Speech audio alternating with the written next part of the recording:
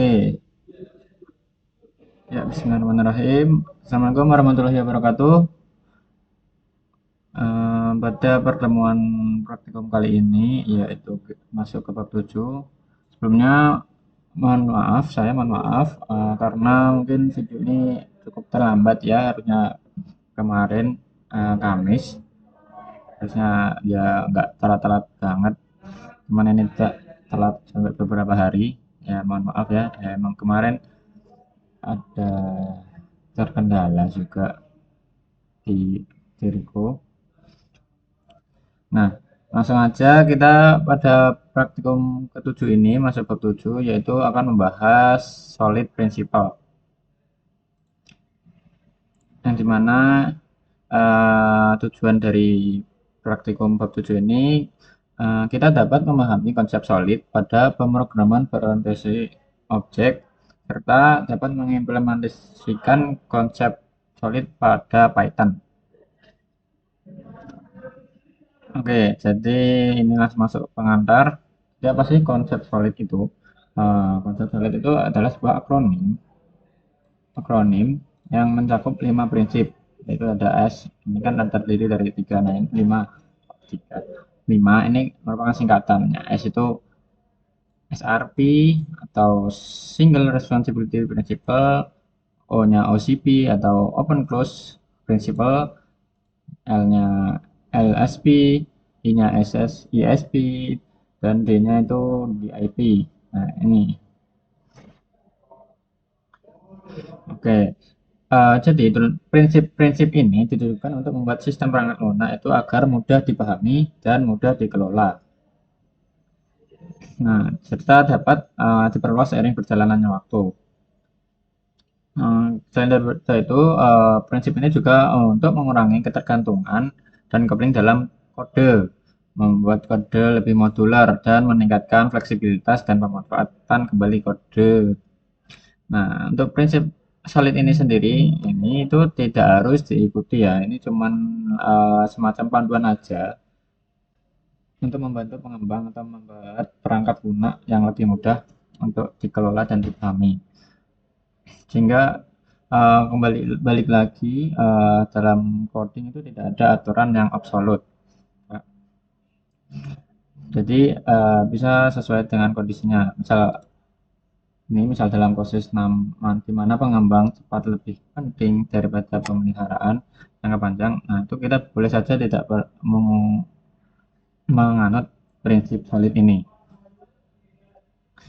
Kecuali kalau kita emang ini ya bisa jangka panjang yang dimana di kemudian hari bakal ada misal maintenance atau bakal dimodifikasi lagi misal dalam profesional itu kita disarankan untuk menggunakan prinsip solid ini karena lagi-lagi ini menggunakan prinsip itu membuat codingan lebih mudah dikelola dan mudah dipahami sehingga untuk depannya misalnya ada pengaturan ulang atau pengembangan atau update-update itu kita mudah untuk memodifikasinya. Langsung saja masuk ke 5 prinsipnya. Yang pertama ada SRP atau Single Responsibility Principle, di mana ini tuh setiap kelas harus memiliki tanggung jawab tunggal. Dalam dengan kata lain, setiap kelas harus memiliki satu alasan untuk berubah atau memiliki tugas secara dulu setiap kelasnya masing-masing itu berbeda. Setiap kelas 1 ini tugasnya ini. Nah, maka dia hanya fokus pada itu aja, tidak akan yang lain. Mungkin dalam analogi yang mudah dipahami, ini kita bisa bayangkan sebuah toko buku. Jika toko itu baik dalam menjual buku, tapi tiba-tiba juga menjadi sebuah restoran yang baik. Nah, kemungkinan besar kualitas kedua hal tersebut akan menurun karena tidak apa ya, setiap entitas ini harus fokus pada satu hal. Jika untuk menjual buku ya udah menjual buku. Kalau restoran ya udah menjual restoran. Atau mungkin gampangnya aku kasih contoh lagi yang ada di sini misal sebuah restoran. Ini ada kelas, misal ada beberapa kelas. Ada koki, ada pelayan, dan ada pembersih. Dan koki ya tugasnya untuk memasak. Ya memasak aja, nggak usah melayani ataupun membersih-bersih. Jadi koki ya sudah koki memasak, pelayan melayani, pembersih untuk membersihkan. Nah, jadi setiap kelas itu mempunyai tugasnya masing-masing. Langsung saja masuk ke yang kedua, yaitu OCP atau Open Close Principle. Nah, gimana ini buka untuk ekstensi, tutup untuk modifikasi.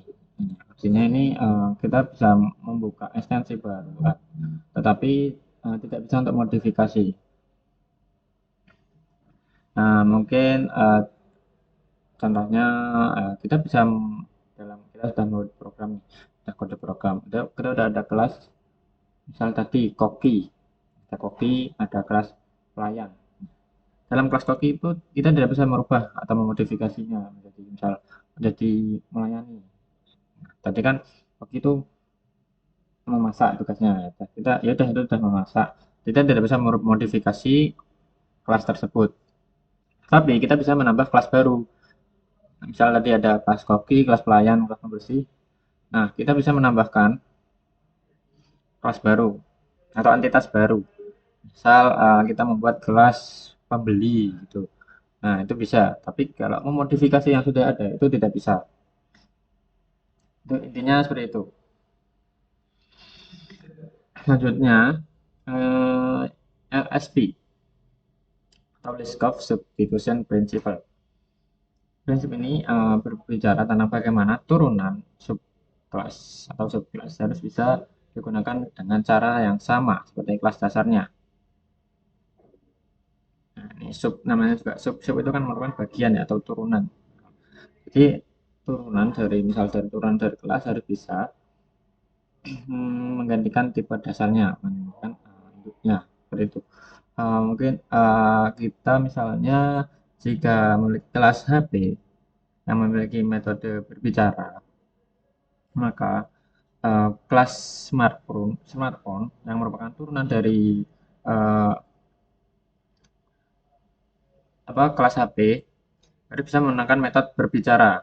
Nah, ini sama dengan cara yang sama seperti kelas HP itu sendiri. Ini seperti ya kayak apa namanya pewarisan lah. Misal induk kelas mewariskan sifatnya ke apa namanya kelas anak atau subkelasnya. Nah, tujuannya ini untuk memastikan bahwa penggantian tipe dasar dengan subtype-nya tidak akan mempengaruhi perilaku program. Mungkin ini bayangkan di sini, bayangkan memiliki burung, kita memiliki burung yang bisa terbang. Kita merancang kandang dengan tinggi tertentu karena burung tersebut bisa terbang sehingga dia bisa leluasa untuk terbang. Nah, sekarang kita memutuskan untuk menambahkan penguin ke dalam kandang tersebut. Maka sedangkan penguin itu tidak bisa terbang sehingga kandang kita maka tidak akan cocok untuk penguin. Dengan kata lain, meskipun penguin adalah burung, ia tidak bisa digunakan sebagai pengganti burung yang bisa terbang. Yang ketiga, yang ketiga ada ISP atau Interface Segregation Principle. Misalnya klien tidak boleh dipaksa untuk bergantungan pada antarmuka yang mereka tidak gunakan atau tidak butuhkan. Kelas tidak harus mengimplementasikan metode yang tidak mereka butuhkan.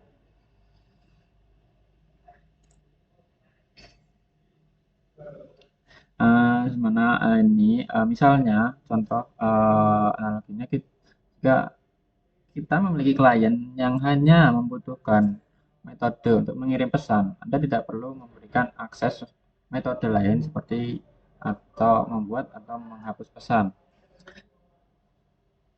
Contohnya seperti itu. Mungkin contoh lain di sini bayangkan kita mempunyai remote control TV yang juga memiliki untuk mengontrol AC, mesin cuci ataupun elektronik lainnya.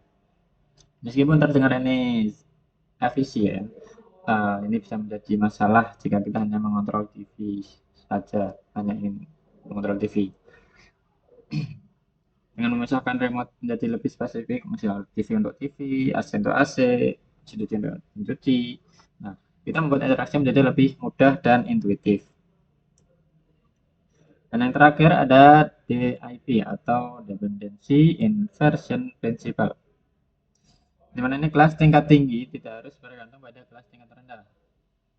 Kedua jenis kelas tersebut harus bergantungan pada abstraksi.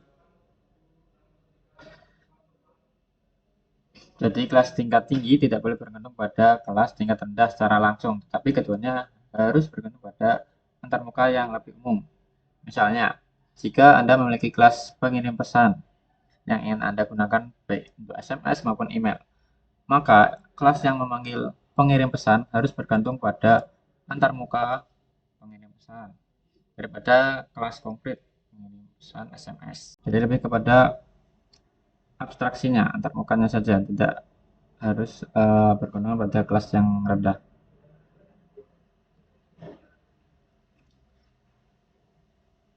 Mungkin contoh analogi dalam di sini ada lampu, di sini ada jelaskan lampu yang bisa dinyalakan dengan menekan saklar. Jadi kalau lampu tersebut dihubungkan langsung ke saklar, maka kita tidak akan bisa mengubah cara menghidupkannya tanpa merusak koneksi tersebut. Namun jika lampu dan saklar sama-sama bergantung pada sistem listrik atau dalam istilah tadi abstraksinya, kita bisa dengan mudah mengganti saklar dengan pengendali suara atau sensor gerak tanpa merusak lampu atau membutuhkan perubahan signifikan pada sistem.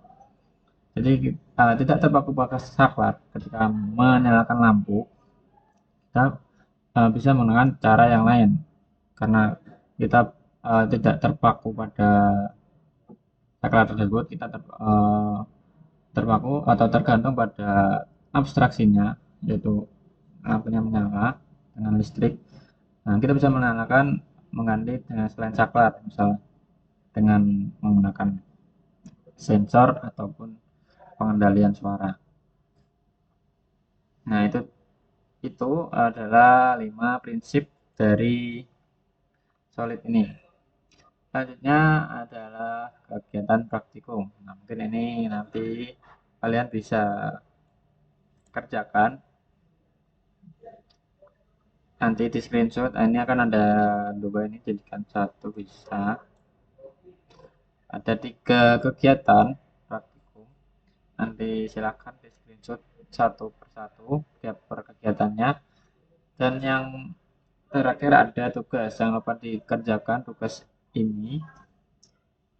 Nah, ini ada beberapa yang diberikan spesifikasi yang harus dilakukan ini. Dan tugas kalian ini nanti silahkan dikerjakan. Ini sudah ada apa namanya ini programnya, tinggal mengembangkan untuk sesuai dengan apa yang diperintahkan di sini.